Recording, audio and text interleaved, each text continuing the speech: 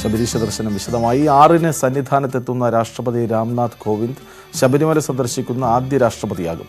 1982-ൽ ഇന്ദിരാഗാന്ധിയും കഴിഞ്ഞ വർഷം പ്രധാനമന്ത്രി നരേന്ദ്രമോദിയും ശബരിമല സന്ദർശിക്കുമെന്ന് വാർത്തകൾ വന്നെങ്കിലും പല കാരണങ്ങളാൽ നടന്നില്ല. മുൻ രാഷ്ട്രപതി വി ഗിരി കേരളത്തിന്റെ ഗവർണറായിരിക്കുമ്പോൾ നടത്തിയ ശബരിമല സന്ദർശനത്തിന്റെ ഭാഗമായാണ് പമ്പ വരെയുള്ള പാത നിർമ്മിച്ചത്. വിവരങ്ങളുമായി സന്നിധാനത്ത് നിന്ന് സനോജ് സുരേന്ദ്രൻ ചേരുന്നു. സനോജ്, രാഷ്ട്രപതിയെ എത്തുമ്പോൾ എത്ര കണ്ട് സജ്ജമാകുന്നു ശബരിമല?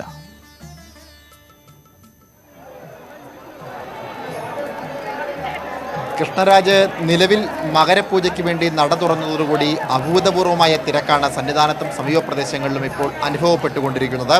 നമ്മളിപ്പോൾ ദൃശ്യങ്ങളിൽ കാണുന്നത് പോലെ മണിക്കൂറുകൾ നീണ്ട കാത്തിരിപ്പിന് ശേഷം ഭക്തർ ശബരിമല സന്നിധാനത്തേക്ക് അയ്യപ്പനെ കാണാൻ വേണ്ടി എത്തിക്കൊണ്ടിരിക്കുകയാണ്. ഫ്ലൈ ഓവർ ആകെ നിറഞ്ഞു കവിഞ്ഞിരിക്കുന്ന ഒരു കാഴ്ച. ഈ മകരവിളക്ക് തീർത്ഥാടനത്തിന് വേണ്ടി നട തുറന്ന ശേഷമുള്ള അഭൂതപൂർവമായ തിരക്കാണ് ഇന്ന് പുതുവത്സര പിറവി ദിനത്തിൽ ഇന്ന് അനുഭവപ്പെട്ടുകൊണ്ടിരിക്കുന്നത്. 8-9 മണിക്കൂറിലേറെ ക്യൂ നിന്ന ശേഷമാണ് പല ആളുകൾക്കും ഇവിടേക്ക് എത്തിപ്പെടാൻ പോലും കഴിഞ്ഞിട്ടുള്ളത്. അത്രത്തോളം ഒരു തിരക്കാണ് ഇപ്പോൾ സന്നിധാനത്ത് അനുഭവപ്പെട്ടുകൊണ്ടിരിക്കുന്നത്. തീർത്ഥാടകരെ സുഖകരമായ രീതിയിൽ തീർത്ഥാടകർക്ക് ദർശന സൗകര്യം ഒരുക്കുന്നതിന് വേണ്ടി വലിയ തോതിലുള്ള ഒരു പ്രയത്നമാണ് പോലീസും മറ്റ് സുരക്ഷാ വിഭാഗവും ഒക്കെ നടത്തിക്കൊണ്ടിരിക്കുന്നത്. ഇതിനിടയിലാണ് രാഷ്ട്രപതി കൂടി ദർശനത്തിനായി ഈ മാസം 6-ാം തീയതി എത്തുന്നുവെന്ന വാർത്ത പുറത്തു വന്നിരിക്കുന്നത്. ഇതിൻ്റെ അടിസ്ഥാനത്തിൽ വലിയ ഒരു സുരക്ഷാ ക്രമീകരണം തന്നെ ഒരുക്കേണ്ട ഒരു സാഹചര്യം നിലനിൽക്കുന്നുണ്ട്. രാഷ്ട്രപതിയുടെ വരവ് കണക്കിലെടുത്തുകൊണ്ട് ഇന്നോ നാളെയോ ഒക്കെയായി SPG ഉൾപ്പെടെയുള്ള സുരക്ഷാ സേന ശബരിമല സന്നിധാനത്തെത്തി സ്ഥിതിഗതികൾ പരിശോധിച്ച ശേഷമാവും ഈ രാഷ്ട്രപതിയുടെ വരവ് സംബന്ധിച്ച ആ കാര്യത്തിലൊരു അന്തിമ തീരുമാനമുണ്ടാവുക. 1982-ൽ ഇന്ദിരാഗാന്ധിയുടെ വരവുമായി ബന്ധപ്പെട്ടുകൊണ്ട് അന്നത്തെ കേരള മുഖ്യമന്ത്രിയായിരുന്ന കരുണാകരൻ ശബരിമല സമീപ പ്രദേശത്ത് ഒരു ഹെലിപ്പാഡ് നിർമ്മിച്ചിരുന്നു. എന്നാൽ അന്ന് BJP ഉൾപ്പെടെയുള്ള രാഷ്ട്രീയ പ്രസ്ഥാനങ്ങളുടെയും ഹിന്ദു ഐക്യവേദി പോലെയുള്ള മറ്റ് പ്രസ്ഥാനങ്ങളുടെയും ഒക്കെ ശക്തമായ എതിർപ്പിൻ്റെ അടിസ്ഥാനത്തിൽ ഹെലിപ്പാഡ് നിർമ്മാണം കരുണാകരനെ ഉപേക്ഷിക്കേണ്ട ഒരു സാഹചര്യമുണ്ടായി. പിന്നീട് ഇന്ദിരാഗാന്ധിയുടെ ദർശനം സംവിധാനം അല്ലെങ്കിൽ ദർശനത്തിന് ഇന്ദിരാഗാന്ധി എത്താൻ വേണ്ടിയുള്ള ഒരു സാധ്യത ഇല്ലാതാവുകയായിരുന്നു. കടുത്ത എതിർപ്പിനെ തുടർന്നാണ് അന്ന് ആ തീരുമാനം പിൻവലിച്ചതും ഇന്ദിരാഗാന്ധി തൻ്റെ യാത്ര റദ്ദാക്കുന്ന ഒരു സാഹചര്യമുണ്ടായത്. അതിനുശേഷം പ്രധാനമന്ത്രി നരേന്ദ്രമോദിയും ശബരിമല ദർശനത്തിന് വേണ്ടിയുള്ള ഒരു സാഹചര്യത്തിൻ്റെ സാധ്യത സ്ഥിതിഗതികൾ വിലയിരുത്തിയിരുന്നു. എന്നാൽ സുരക്ഷാ ക്രമീകരണങ്ങൾ കണക്കിലെടുത്ത് അദ്ദേഹവും തൻ്റെ യാത്ര ഒഴിവാക്കുകയായിരുന്നു. ഏറ്റവും ഒടുവിലാണ് ഇപ്പോൾ രാഷ്ട്രപതി രാംനാഥ് കോവിന്ദ് ശബരിമല ദർശനത്തിനുള്ള തൻ്റെ ആഗ്രഹം ജില്ലാ ഭരണകൂടത്തെ അറിയിച്ചിട്ടുള്ളത്. അദ്ദേഹത്തിൻ്റെ ആഗ്രഹം കഴിഞ്ഞ 27-ാം തീയതിയാണ് അദ്ദേഹം ജില്ലാ ഭരണകൂടത്തെ അറിയിച്ചത്. നിലവിൽ സ്ഥിതിഗതികൾ എന്താണ് എന്നും സുരക്ഷാ ക്രമീകരണങ്ങൾ എത്രത്തോളം ഉണ്ട് എന്നുമാണ് രാഷ്ട്രപതിയുടെ ഓഫീസ് ജില്ലാ ഭരണകൂടവുമായി ബന്ധപ്പെട്ടത്.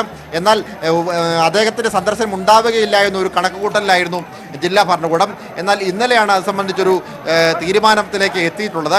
എന്തായാലും ഈ കാര്യത്തിൽ ഒരു അന്തിമ തീരുമാനം ഉണ്ടാകുമോ എന്ന കാര്യത്തിൽ ഇന്നും നാളെയുമായി മാത്രമേ പറയാൻ കഴിയുകയുള്ളൂ. കാരണം അഭൂതപൂർവമായ തിരക്ക് ഈ തീർത്ഥാടന കാലത്ത് അനുഭവപ്പെട്ടുകൊണ്ടിരിക്കുന്നു. കഴിഞ്ഞ തീർത്ഥാടന കാലത്ത് സ്ത്രീ പ്രവേശനവുമായി ബന്ധപ്പെട്ടുകൊണ്ട് നിരവധി പ്രശ്നങ്ങൾ നിലനിന്ന പശ്ചാത്തലത്തിൽ ഭക്തരുടെ പ്രവാഹത്തിൽ വലിയ കുറവുണ്ടായിരുന്നു. അതിൻ്റെ എല്ലാം കണക്ക് തീർത്തുകൊണ്ടുള്ള ഒരു ഭക്തജന പ്രവാഹമാണ് ഇപ്പോൾ സന്നിധാനത്തേക്ക് എത്തിക്കൊണ്ടിരിക്കുന്നത്. നിലവിൽ വരും ദിവസങ്ങളിലും ഇത്തരത്തിലുള്ള ഒരു തിരക്കുണ്ടാകുമെന്ന കണക്കുകൂട്ടൽ തന്നെയാണ് ദേവസ്വം ബോർഡ്. സന്നിധാനത്ത് വലിയ ഭക്തജന തിരക്കാണ്. രാഷ്ട്രപതി ജനുവരി 6-നെത്തും. അതുകൊണ്ട് കൂടുതൽ സുരക്ഷ വർദ്ധിപ്പിക്കുകയാണ്. വിവരങ്ങളാണ് സന്നിധാനത്ത് നിന്ന് സനോജ് സുരേന്ദ്രൻ നൽകിയത്. ദ്വാരപാലകർ പോലും പ്രത്യേകം ആദരിക്കപ്പെടുന്നു എന്നതാണ് ശബരിമല ക്ഷേത്ര സങ്കല്പത്തെ കൂടുതൽ മഹത്തരമാക്കുന്നത്. കവാടത്തിൽ കൊത്തിവെക്കുന്ന രൂപങ്ങൾ മാത്രമല്ല ശബരിമലയിലെ ദ്വാരപാലകർ. 18 പടികൾക്ക് ഇരുവശത്തുമുള്ള കടുത്ത സ്വാമിയും കറുപ്പ സ്വാമിയും വേറിട്ട ദ്വാരപാലക സങ്കല്പത്തിന്റെ ഭാഗമാണ്. கருப்பசாமி அவர் எங்க கருப்பசாமி எங்க கருப்பசாமி அவர் எங்க கருப்பசாமி எங்க கருப்பசாமி அவர் எங்க கருப்பசாமி எங்க கருப்பசாமி அவர் எங்க கருப்பசாமி எங்க கருப்பசாமி அவர் எங்க கருப்பசாமி எங்க கருப்பசாமி அவர் எங்க கருப்பசாமி. വലതുവശത്ത് കറുപ്പസ്വാമിയും കറുപ്പായമ്മയും, ഇടതുവശത്ത് വലിയ കടുത്ത സ്വാമി, താഴെ വാവർ നട. 18-ാം പടിക്കൊപ്പം ശബരിമലയിലെ ക്ഷേത്രപാലക സങ്കല്പങ്ങളും വേറിട്ടു നിൽക്കുന്നത് ഇങ്ങനെയാണ്. മറ്റു ക്ഷേത്രങ്ങളിലൊന്നും ദ്വാരപാലക സങ്കല്പത്തിന് ലഭിക്കാത്ത മഹത്വമാണ് ശബരിമലയിലെ പടികൾക്ക് ഇരുവശവുമുള്ള ദേവതകൾക്ക്. வழிமறிச்சா பொறி பறக்கும் ஈர விழியில வாரார் வாரார் கருப்ப கருப்பசாமி வார வழியில வழிமறிச்சா பொறி பறக்கும் ஈர விழியில வார வழியில தன் ஈர விழியில தெரிச்சி வராரா கொக்கரிச்சு சிரிச்சி வராரா வெட்டு வெடியில ஜதி போட்டு நொடியில வெட்டு வராரா நெருப்பா பூத்து வராரா. ചണ്ടനും പ്രചണ്ഡനും ശംഖോടനും മുതൽ ശ്രീകൃഷ്ണന് ദ്വാരപാലകർ 8 വിമലനും ശുഭാനുവുമായി ശിവന് 2 പേർ, ശംഖനദിയും പത്മനദിയുമായി ദേവിക്ക് 2 പേർ, ഗണപതിക്ക് വികടനും ഭീമനും. ഇവരൊക്കെ ക്ഷേത്രത്തിലേക്കുള്ള പടവിൻ്റെ ഇരുവശങ്ങളിലുമാണ്. മേൽശാന്തി നട തുറക്കുന്നതിന് മുമ്പ് ദ്വാരപാലകരെ സാഷ്ടാംഗം നമിക്കുന്നതിൽ തീരും ഈ ക്ഷേത്രങ്ങളിലൊക്കെ ദ്വാരപാലകർക്കുള്ള ആരാധന. ഉപദേവതാസ്ഥാനം എന്ന് പറയാൻ വയ്യെങ്കിലും ഉപദേവസ്ഥാനം തൊട്ടടുത്ത് ഇരിക്കുന്ന ദേവതകൾക്കാണ് ഉപദേവതാസ്ഥാനം കൊടുക്കാറ്. ദ്വാരപാലകർ എന്ന് പറഞ്ഞത് ക്ഷേത്രത്തിനോട് ബന്ധപ്പെട്ടതാണ്. ഏതാണോ ക്ഷേത്രം അയ്യപ്പ ക്ഷേത്രമാണെങ്കിൽ ആ അയ്യപ്പ ക്ഷേത്രത്തിന് മുമ്പിലുള്ള ഇതാണ് ദ്വാരപാലകർ എന്ന് പറയുന്നത്. മറ്റത് അതേ സമ്പ്രദായം തന്നെയാണ്, അത് ഉപദേവത എന്നുള്ള സമ്പ്രദായം തന്നെ വരുന്നുള്ളൂ. പക്ഷെ അതിന് അത്ര പ്രാധാന്യമില്ല. എങ്കിലും ഇവിടെ ചങ്ങാതിമാർ എന്ന സങ്കല്പത്തിൽ 18 മണിക്ക് താഴെ കാവൽ നിൽക്കുന്നു, ശുചിത്വ സംരക്ഷണം നൽകുന്നു എന്ന സങ്കല്പത്തിലാണ് ഈ കറുപ്പസ്വാമിയും കറുപ്പായിയമ്മയും. மகனா பொறப்பாரே வாரார் வாரார் கருப்பசாமி வார வழியிலே. കറുപ്പുസ്വാമിയും കറുപ്പായിയമ്മയും അച്ചൻകോവിൽ ക്ഷേത്രത്തിലുമുണ്ട്. ശബരിമലയുമായി മാത്രം ബന്ധപ്പെട്ടതല്ല ഈ ദേവതാ സങ്കല്പം എന്നാണ് ഇത് പഠിപ്പിക്കുന്നത്. ഐതിഹ്യത്തിൽ പുലിപ്പാലിനായി കാട്ടിൽ കയറിയ മണികണ്ഠനെ അനുഗമിച്ചവരാണ് കറുപ്പുസ്വാമിയും കറുപ്പായിയമ്മയും. പിന്നെ ഇരുവരും മണികണ്ഠൻ്റെ അടുത്ത അനുയായികളായി. അയ്യപ്പൻ്റെ ഉറ്റ സ്നേഹിതരായിരുന്നു കറുപ്പായിയമ്മയും കറുപ്പസ്വാമി എന്നാണ് വിശ്വാസം. അത് പുലിപ്പാലിനായി അയ്യപ്പൻ കാട്ടിലേക്ക് പോയ സമയത്ത് അവരെ അനുഗമിച്ച ഒറ്റ ചങ്ങാതിമാരായിരുന്നു ഈ കറുപ്പായിയമ്മയും കറുപ്പസ്വാമി എന്നാണ് വിശ്വാസം. ശൈവ സമ്പ്രദായത്തിലുള്ള പൂജയാണ് അവിടെ നടക്കുന്നത്. ശൈവാരാധന സമ്പ്രദായമാണ്. ഇപ്പോൾ അതൊക്കെ അങ്ങനെ തന്നെയാണ്. ശൈവ ആഗമന സമ്പ്രദായത്തിലെ പൂജാവിധികൾ തന്നെയാണ്.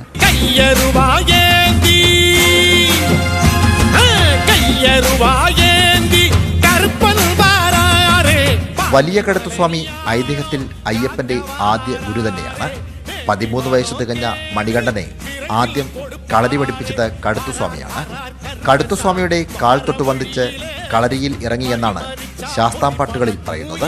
പിന്നീടാണ് മുഹമ്മ ചീരപ്പൻ ചിറയിലും ആലങ്ങാട്ടുമൊക്കെ മണികണ്ഠൻ വിദ്യകൾ പഠിക്കാൻ പോയത്. ആയോധന കല പഠിപ്പിച്ചിരുന്ന ഒരു ഗുരുവാണ് എന്നുള്ള സങ്കല്പം പറഞ്ഞു കേൾക്കുന്നുണ്ട്. അപ്പോൾ ആ ഒരു സങ്കല്പത്തിലും ആണ് ഒപ്പം അനുഗമിച്ചത്, അയ്യപ്പൻ്റെ കാര്യങ്ങൾക്ക് വേണ്ടി അനുഗമിച്ചത് എന്നുള്ള സങ്കല്പമാണ്. അതിന് പല ഐതിഹ്യങ്ങളും നിലനിൽപ്പുണ്ട്. അതിൽ ആ ഒരു ഉറ്റ സംഗാതി അല്ലെങ്കിൽ ഉറ്റ ഗുരുസ്ഥാനം കൊടുത്തുകൊണ്ട് തന്നെയാണ് താഴെ അദ്ദേഹത്തിന് ഒരു ഉപദേവ സങ്കല്പത്തിൽ പ്രതിഷ്ഠ നടത്തിയിട്ടുള്ളത്.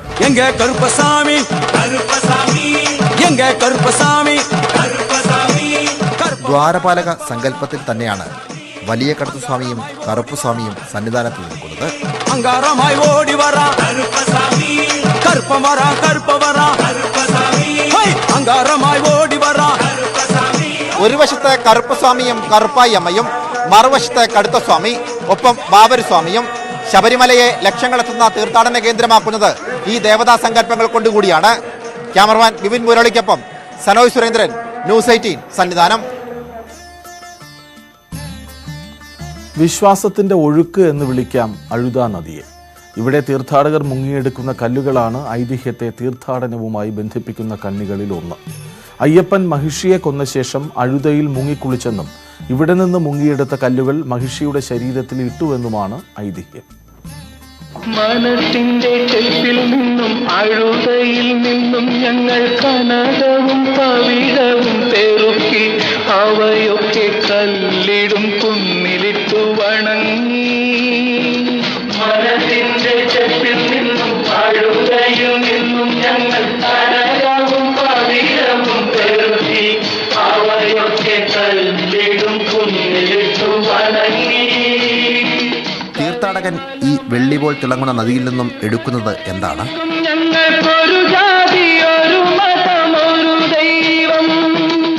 മനസ്സിന്റെ ചിപ്പിൽ നിന്നും അഴുതയിൽ നിന്നും എടുക്കുന്നത് കല്ലടാംകുന്നിൽ ഇട്ട് വണങ്ങുവാനുള്ള കനകവും പവിഴവുമാണെന്നാണ് വയലാർ എഴുതിയത്. കഴുത്തിൽ രുദ്രാക്ഷവുമായി മകരസംക്രമ സന്ധ്യ കനകാഭിഷേകം ചെയ്യുന്ന നടയിലേക്കാണ് ഇവിടെ നിന്നും യാത്ര. അനശ്വരമായ ചൈതന്യത്തിലേക്ക് എന്നുകൂടി പണ്ടേ എഴുതിയിട്ടുണ്ട് വയലാർ. കഴുത്തിൽ രുദ്രാക്ഷവുമായി മകര സംക്രമ സന്ധ്യ കനകാഭിഷേകം ചെയ്യും നടയിൽ അവിടുത്തെ അനശ്വര ചൈതന്യത്തിൻ നടയിൽ. കഴുത്തിൽ രുദ്രാക്ഷവുമായി മകര സംക്രമ സന്ധ്യ കനകാഭിഷേകം ചെയ്യും നടയിൽ അവിടുത്തെ അനശ്വര ചൈതന്യത്തിൻ നടയിൽ. പൂങ്കാവനത്തിൽ കോട്ടപ്പടിയും കാളകെട്ടിയും കഴിഞ്ഞാൽ അടുത്ത പ്രധാന കേന്ദ്രം. മഹർഷി നിഗ്രഹത്തിന് ശേഷമുള്ള യാത്രയിൽ മണികണ്ഠൻ മുങ്ങിക്കുളിച്ച നദിയെന്നാണ് വിശ്വാസം. ഇവിടെ നിന്നും പെറുക്കിയെടുത്ത കല്ലുകളാണ് മഹർഷിയുടെ ശരീരത്തിൽ ഇട്ടതെന്നും തീർത്ഥാടകർ കരുതുന്നു. മഹർഷി വന്ന് വീണിടം എന്ന് വിശ്വസിക്കുന്ന കുഴിയിൽ ഇന്നും അഴുതയിൽ നിന്നുമെടുത്ത കല്ലുകൾ എറിയുന്നത് ആചാരമായി തുടരുന്നു. நாங்கள் உடுமலைப்பேட்டை அங்கேருந்து வர்றோம். ட்ரெடிஷ்னலாக நாங்கள் வந்துட்டு பெருவழி அப்படின்னாவே நாங்கள் இவ்வளோ தூரம் கடந்து வந்து இங்கே கல் எடுத்துகிட்டு போவோம். எதுக்காக எடுக்கிறோம் அப்படின்னா ஐயப்பன் வந்து மகிஷி அப்படிங்கிற ஒருத்தவங்க வந்து வதம் பண்ணாங்க. அந்த வதம் பண்ணுறப்போ அவங்க அழுத கண்ணீர் தான் வந்து இங்கே நதியாக போகுது அப்படின்னு ஒரு ஐதீகம். இங்கேருந்து கல் எடுத்துகிட்டு போய் அங்கே மகிஷி வந்துட்டு பூத உடல் பெருசாகிட்டே இருந்தது. அப்போ அந்த கல் வச்சு அமுத்திடுவோம் அப்படின்ட்டு. அந்த கல் வச்சு அமுத்தணும் அப்படின்னா அந்த பூத உடல் பெருசாகாது அப்படின்னு ஒரு ஐதீகம். ഹരിശ്രീധൻ മുത്തുകൾ വിരൽപ്പൂവാൽ വിടർത്തിയ ഗുരുസ്വാമിയെ വണങ്ങിയ ശേഷം കന്നി അയ്യപ്പന്മാരും മാളികപ്പുറങ്ങളും കല്ലടാംകുന്നിൽ കല്ലിടണം എന്നാണ് വിശ്വാസം. ശബരിമല ഐതിഹ്യം തന്നെയാണ് അഴുതയിലൂടെ ഒഴുകി കടമലയിൽ വെച്ച് പമ്പയിൽ ചേരുന്നത്. അഴുത നീന്തിക്കടന്നായിരുന്നു പഴയ തീർത്ഥാടനമെങ്കിൽ ഇപ്പോൾ മറുകരയ്ക്ക് പാലവുമുണ്ട്. കല്ലടാംകുന്നിലേക്ക് ചെങ്കുത്തായ കയറ്റമാണ്. നിങ്ങൾ ഇന്നലെ വന്നു. ഇന്നലെ തൊട്ട് നാളെ മറ്റന്നാൾ പമ്പയ്ക്ക് എത്തുന്ന പോലെ പോകണം. നാളെ പോയി മുക്കുളി താമസിച്ചുകൊണ്ട് പോയിക്കൊണ്ടിരിക്കുന്നു. ഇന്നിവിടെ ഇവിടെ തന്നെ ഇങ്ങോട്ട് അവിടെ നിന്ന് കയറ്റി വിടണം ഇല്ല. അതുകൊണ്ട് ഇവിടെ തന്നെ കാളകെട്ടിയിലും ഇഞ്ചിപ്പാറയിലും മുക്കുഴിയിലും എന്നതുപോലെ ഇവിടെയും ക്ഷേത്രാധികാരം മലയരെ സഭയ്ക്കാണ്.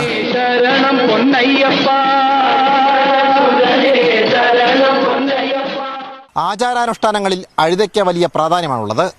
അതുകൊണ്ട് തന്നെ കാനനപ്പാതയിലൂടെ മല ചവിട്ടുന്ന ഓരോ അയ്യപ്പ ഭക്തനും അഴുതയിൽ മുങ്ങി കല്ലുമെടുത്താണ് കല്ലടം കുന്നിലേക്ക് നീങ്ങുക.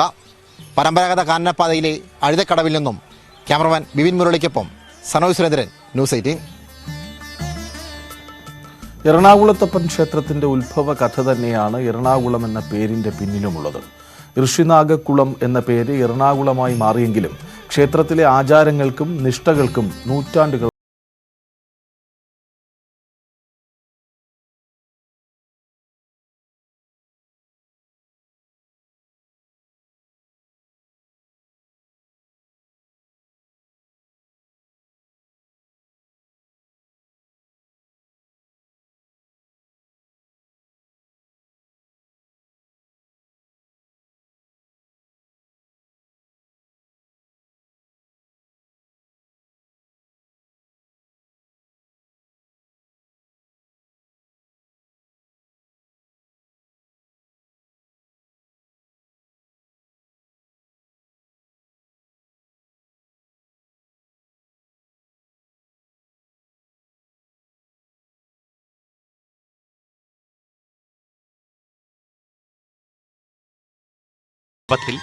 ദേവലന്റെ തല നാഗരൂപത്തിലായി. ശാപമോക്ഷത്തിനായി നാഗം പൂജ നടത്തിയിരുന്ന ഒരു ശിവലിംഗവുമായി രാജ്യത്തിന്റെ തെക്കുദേശത്തെത്തി ആരാധന നടത്തിയെന്നാണ് കഥ. നാഗ ഋഷി പൂജിച്ച ക്ഷേത്രവും പരിസരവും കാലക്രമത്തിൽ ഋഷിനാഗക്കുളമായി. സ്വയംഭൂവായ മഹാദേവനാണ് ഇവിടുത്തെ പ്രതിഷ്ഠ. വില്യമംഗല സ്വാമിയാർ ഈ ക്ഷേത്രത്തിൽ വന്ന് ഈ വിഗ്രഹം കണ്ട് പ്രതിഷ്ഠിച്ചതാണെന്നാണ് ഐതിഹ്യം. വളരെ ചരിത്രപ്രസിദ്ധമാണ്. നൂറ്റാണ്ടുകൾ പഴക്കമുള്ളതാണ് ഈ ക്ഷേത്രം. ഈ ക്ഷേത്രത്തിൽ വരുന്ന ഓരോ ഭക്തനും ഒരു പ്രാവശ്യം ഇവിടെ എത്തുന്ന ഭക്തർ പിന്നെ ഇവിടെ വരാതിരിക്കുന്ന ഒരു സാഹചര്യം ഉണ്ടാകത്തില്ല. അത്രയധികം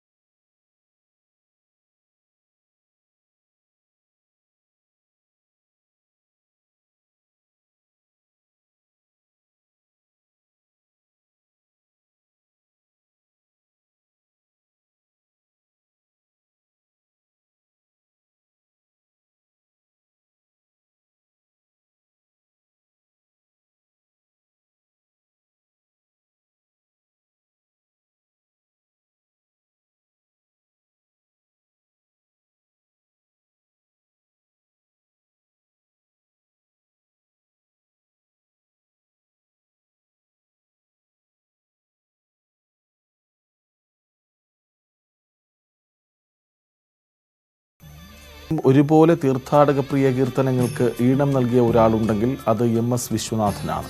1976 പൊന്നമ്പല നട തുറക്കൂ എന്ന അത്യുജ്വല ഈണമാണ് വിശ്വനാഥൻ മലയാളത്തിന് നൽകിയത്. തമിഴിൽ അരുളാന ദൈവം നീ അപ്പ എന്നതിനപ്പുറം ഒരു അയ്യപ്പ ഭക്തിഗാനം ഉണ്ടായിട്ടില്ല എന്ന് തന്നെ പറയാം.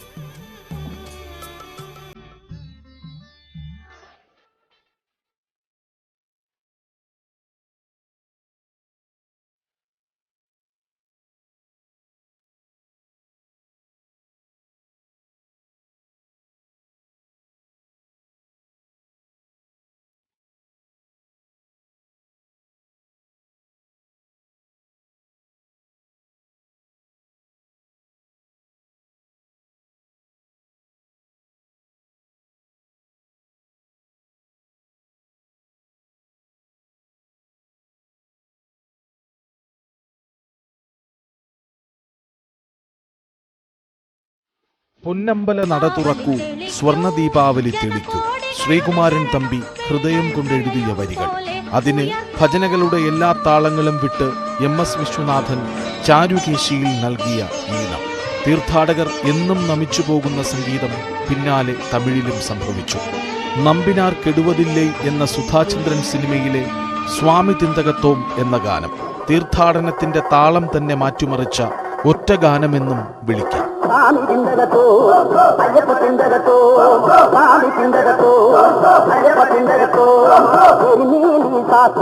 சரணமையப்பா நாங்கள் எல்லோரும் உன் அருளை பெறணுமையப்பா.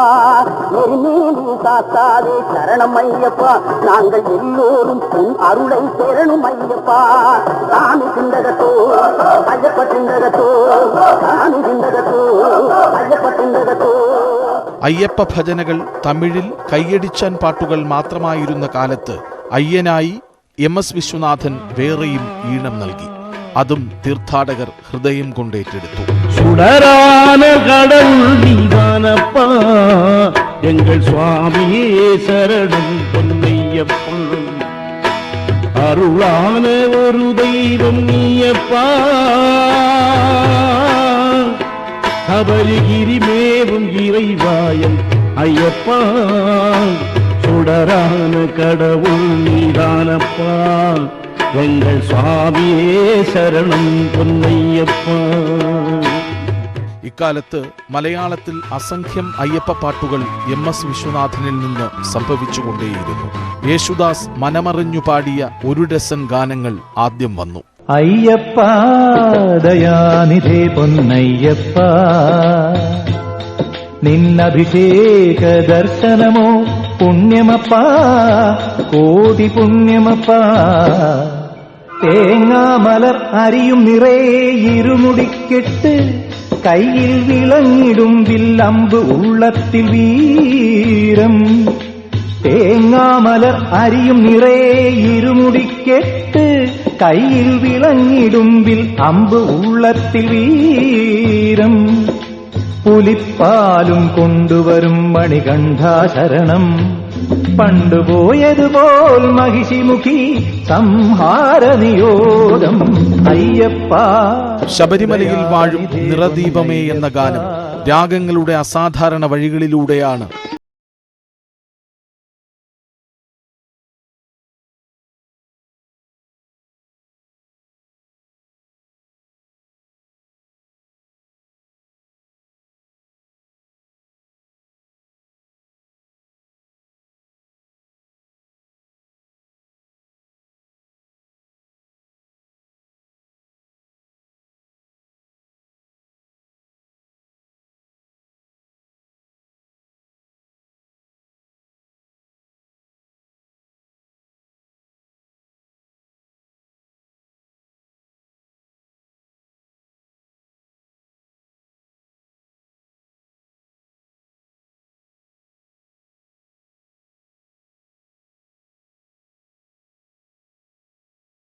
നാരായണൻ വരെയുള്ള തലമുറക്കാർ വരെ MS വിശ്വനാഥൻ ചിട്ടപ്പെടുത്തിയ അയ്യപ്പഗാനങ്ങൾ പാടി.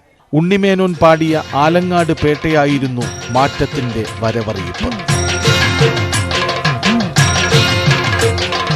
ആലങ്ങാട്ട് പേട്ട കെട്ടി ആനയോടകമ്പടിയോടയ്യപ്പന്റെ തിരുനടയിൽ തിന്തകത്തോം സ്വാമി തിന്തകത്തോം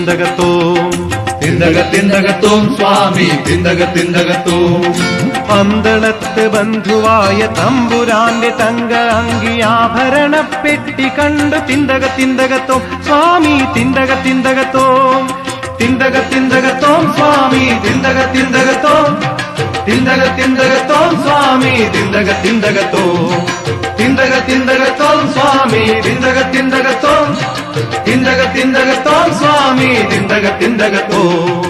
MS വിശ്വനാഥൻ തമിഴിൽ അനേകം ഭജനകൾ നയിച്ചിട്ടുണ്ട്.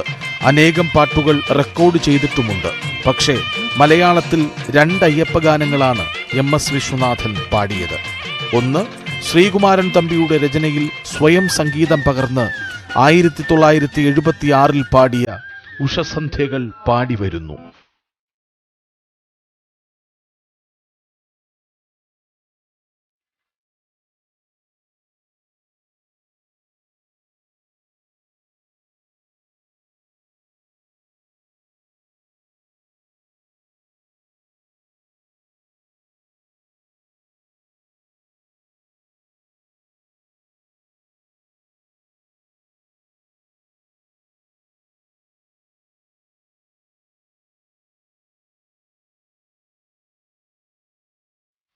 നീലിമലക്കപ്പുറമോമൽ